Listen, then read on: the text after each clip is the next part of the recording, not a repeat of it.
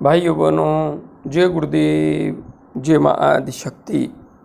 आप सभी आत्मीय परिवारजनों की साधना से संबंधित एवं आत्मज्ञान से संबंधित जिज्ञासाओं का समाधान करते हुए मैं आज एक अत्यंत महत्वपूर्ण जिज्ञासा को सम्मिलित कर रहा हूँ। तरसेम लाल जी ने बद्दी हिमाचल प्रदेश से एक अत्यंत महत्वपूर्ण जिज्ञासा प्रकट की है। गुरु जी प्रणाम। प्रणाम तरसेम जी, खुश रहिए। जगत जननी माँ एवं सद्गुरुदेव की कृपा आप पर हमेशा बनी रहे। गुरु जी, ओमकार नाद योग साधना कैसे की जाती है? नाद किस चक्र से उठाकर किस चक्र पर छोड़ते हैं? और यह 3 ग्रंथियों का भेदन कैसे करें? किस चक्र पर कौन सी ग्रंथि है? नाद प्रकट करने के लिए किस बंद किस प्राणायाम का करना आवश्यक है? कृपया मार्गदर्शन करें, आपकी महान कृपा होगी। आपका सेवक तरसेम लाल। तरसेम जी हमेशा की तरह बड़े गहरे गहरे एवं लपेटने वाले प्रश्न आप लेकर आते हैं। चलिए, जो कुछ आपने पूछा है उसका विश्लेषण कर लेते हैं। आपने लिखा है, ओमकार नाद योग साधना कैसे की जाती है? देखिए, ओमकार वह शब्द ध्वनि है जो इस संपूर्ण ब्रह्मांड के निर्माण के पीछे कारण है, क्योंकि शब्द से ही इस ब्रह्मांड की उत्पत्ति हुई है। वैज्ञानिकों ने रिसर्च करते हुए पाया है कि सूर्य के नाभिक से जो संलयन क्रिया हो रही है, ऊर्जा का निर्माण हो रहा है, उसमें से जो ध्वनि निकलती है वह बिल्कुल ओमकार के समान है। संलयन प्रक्रिया अर्थात ऊर्जा के निर्माण की प्रक्रिया में ओमकार की शक्ति क्रिया कर रही है, सहायक है, या यूं कहें यही ऊर्जा का मूल आधार है। इसी प्रकार से हमारे शरीर में भी इस जीवन चक्र को चलाने के लिए आत्म तत्व की ऊर्जा कार्य करती है, और हमारा यह शरीर सिर्फ भोजन से नहीं चलता, जल एवं वायु से नहीं चलता। ये तो आधार हैं,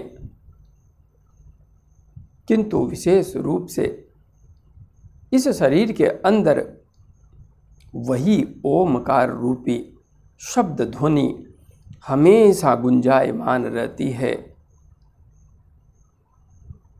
जिसकी वजह से हमारा यह शरीर क्रियाशील रहता है। यह ध्वनि हमारे शरीर में आत्म तत्व की उपस्थिति का शंखनाद करती है, उसकी उपस्थिति की प्रमाणिकता देती है। तो जहाँ तक बात है नाद की साधना करने की, तो ओमकार नाद की साधना करना कोई विशिष्ट बड़ा प्रयोग नहीं है। वैसे मैंने कभी भी ओमकार नाद की साधना व्यक्तिगत रूप से नहीं की है। मैंने जो भी साधना की वह गायत्री महामंत्र का जप करके ही की है। अधिक से अधिक गायत्री महामंत्र का जप। अब जब समस्याएं आई जप करते हुए, तो उनसे बाहर कैसे निकलें, इसके लिए प्रयोग शुरू हुए। बताने वाला कोई न मिला तो फिर पुस्तकों को सहारा बनाया। पूज्य सद्गुरुदेव की चेतना ने सहारा दिया और पथ का निर्माण होता चला गया। किंतु हाँ, जैसा कि रिसर्च करते हुए, शोध करते हुए मैंने पाया है, जाना है कि किसी भी साधक को जो नाद की साधना करना चाहता है, नाद के जागरण का अनुभव करना चाहता है, उसे अपने शरीर में प्राण ऊर्जा का संचार संयमित करना चाहिए, प्राणों पर नियंत्रण स्थापित करना चाहिए। ईड़ा एवं पिंगला में बह रहे प्राण को सुषुम्ना मार्ग से प्रवाहित करने का विज्ञान उसे आना चाहिए।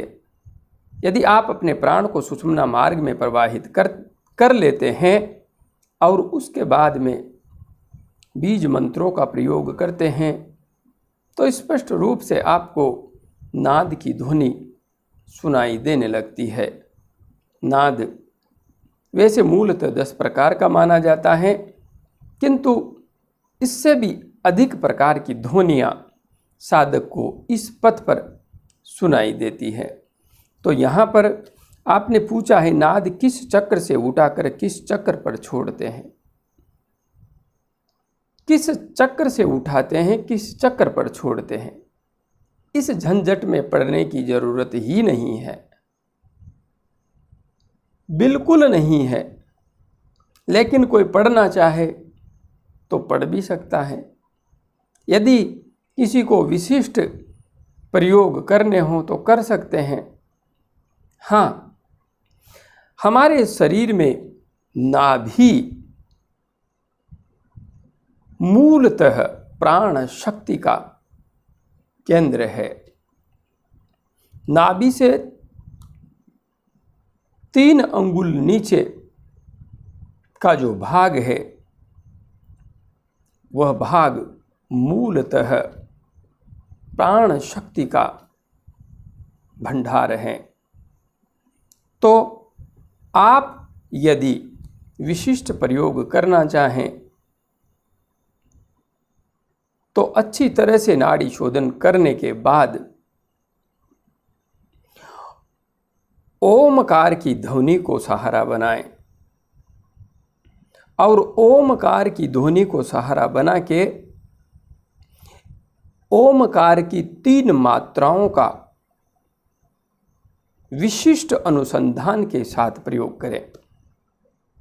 अ, उ, म और अंत में जा कर के ये म बिल्कुल जो म में एक विलोपन है, अंत में जा कर के सब कुछ विलोपित हो जाता है।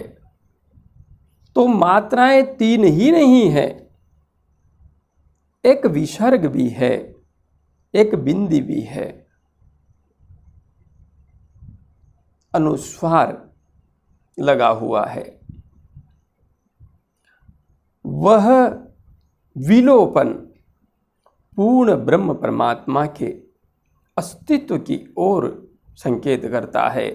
अ, उ, म। अ ब्रह्मा है, उ विष्णु है, म महेश है। अ का मूल स्थान हमारी नाभि है, अर्थात नाभि में ब्रह्म ग्रंथि है। उ का मूल स्थान हृदय चक्र है, अर्थात विष्णु ग्रंथि है। और म का मुख्य स्थान आज्ञा चक्र है, भ्रकुटी मध्य है। यह शिव का केंद्र है। और यहाँ से आगे जो विसर्ग म के अंत में जो विलोपन आता है, जो शून्य आता है, उस शून्य की यात्रा शुरू होती है और वह शून्य आज्ञा चक्र से सहस्रार चक्र तक की यात्रा का नाम है। तो आप नाभि से प्राण को उठाएं, नाभि से लगभग 4 अंगुल नीचे, या यूं कहें आप बिल्कुल रीढ़ की हड्डी से के निचले भाग से अर्थात मूलाधार से प्राण को ऊर्ध्व करें और इसके एहसास को और अंत में शांति का एहसास, पूर्ण विलोपन सहस्रार चक्र तक लेकर जाएं। वैसे नाद को अनाहत चक्र का विषय माना जाता है, किंतु मेरा व्यक्तिगत अनुभव यह है, जब तक प्राण शक्ति आज्ञा चक्र तक सहजता से प्रवाहित नहीं होती और हमारे अंतस में सूक्ष्म कर्णेंद्रियां जागृत नहीं होती, तब तक नाद की ध्वनि सुनाई नहीं देती है। और हाँ, अनाहत चक्र है हमारे सीने में, किंतु इसका जागरण सबसे अंत में होता है। कोई व्यक्ति आज्ञा चक्र सहस्रार चक्र को जागृत किए बिना यदि अनाहत चक्र को जागृत करना चाहता है तो वर्षों तक भी वह इसमें सफलता प्राप्त नहीं कर सकता। इसलिए ऊर्जा को मूलाधार से सहस्रार चक्र तक उठाएं और जब ऊर्जा सहस्रार चक्र तक सहजता से प्रवाहित होने लगती है, उसके बाद में अंतिम अवस्था में जाकर के हमारा अनाहत चक्र वास्तविक अर्थ में खुलता है। इस यात्रा में हमारा जो स्थूल शरीर है उसका केंद्र नाभि है, सूक्ष्म शरीर का केंद्र आज्ञा चक्र है और कारण शरीर का केंद्र हृदय है। तो नीचे से ऊपर और ऊपर से वापस हृदय तक आना पड़ता है। तो आप आज्ञा मूलाधार चक्र से, या यूं कहें नाभि से 4 अंगुल से नीचे से प्राण को उठाएं और सहस्रार चक्र तक लेकर जाएं। आप सहजता से ओमकार के द्वारा गहराई को प्राप्त करते चले जाएंगे। किस चक्र पर कौन सी ग्रंथि है मैंने समझा दिया है। नाद प्रकट करने के लिए किस बंद प्राणायाम का करना आवश्यक है। जहाँ तक बात है बंद एवं प्राणायाम की, तो प्राणायाम तो मैं बताता ही हूँ। इसमें नाड़ी शोधन अनुलोम विलोम प्राणायाम सबसे ज़्यादा महत्वपूर्ण है।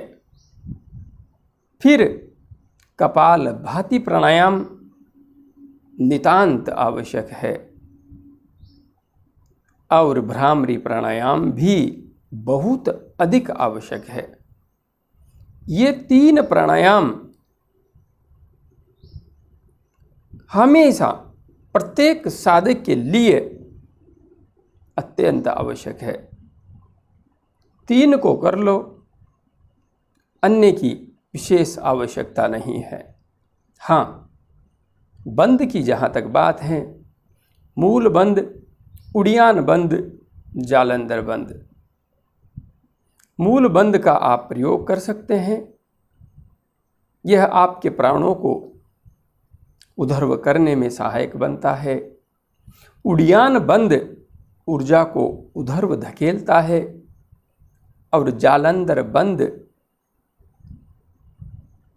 अंतस्थ में प्राण को रोक करके रखने की प्रक्रिया है। किंतु ये प्रक्रिया नीचे तक ही रह जाती है। किंतु मेरा व्यक्तिगत अनुभव यह है कि आपको प्राणों का संचार सहस्रार चक्र तक करना चाहिए। प्रारंभिक साधक चाहे तो मूलाधार चक्र से विशुद्धि चक्र तक ऊर्जा का प्रवाह होने का एहसास करें, किंतु विशिष्टता तभी है जब आप प्राण का संचार सहस्रार चक्र तक करें। कृपया मार्गदर्शन करें। मैंने जितना जाना, जितना समझा, उतना आपको समझाने का प्रयास किया है। हाँ, अध्यात्म का पथ विज्ञान का पथ है और यहाँ पर अलग अलग गुरु अलग अलग विधियों से, अलग अलग पद्धतियों से इस राह पर आगे बढ़ते हैं। विज्ञान भैरव तंत्र में भगवान शिव ने अनेकों विधियां उस तत्व तक पहुंचने की बताई है। तो ऐसा नहीं है कि एक ही विधि सार्वभौमिक हो, अनेकों विधियां हैं। जो जिस विधि को पकड़ करके आगे बढ़ रहा है वह उस विधि से उस लक्ष्य को साध सकता है। आपने जो कुछ समझा है, जो कुछ जाना है, उसमें प्राणों के संचार के विज्ञान को अच्छी तरह से मिला लीजिए। सारी विधियां उस तक पहुंचाने में समर्थ हैं। जय गुरुदेव, जय मां आदिशक्ति।